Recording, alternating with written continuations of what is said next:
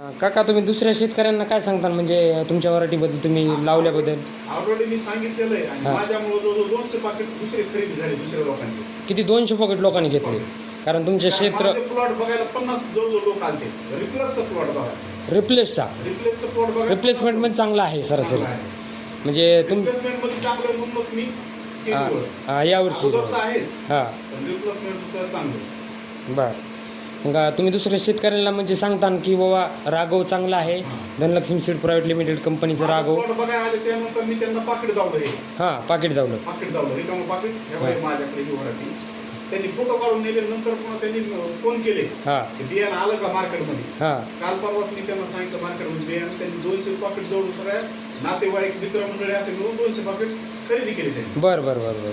म्हणजे चांगल्यापैकी रिस्पॉन्स आहे बॅगीचा आणि चांगली व्हरायटी पण आहे. लोकांना सांगण्यापेक्षा प्लॉट बघितल्यावर लक्षात येतं. माझा प्लॉट बघितलं त्यांनी येऊन सांगायची गरज पडली नाही.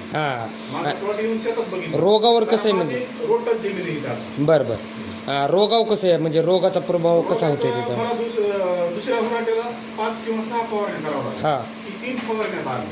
3 फवारण्यात आले. 3 फवारण्या माझी त्याच्यामध्ये बचत झाली. बरं फवारणीमध्ये. आणि दुसरी गोष्ट मजुराचा ताण नाही. वेचण्यासाठी पण खूप सोपं आहे. मजूर एवढं धजत नाही. हे म्हणलं की याचं सोपं.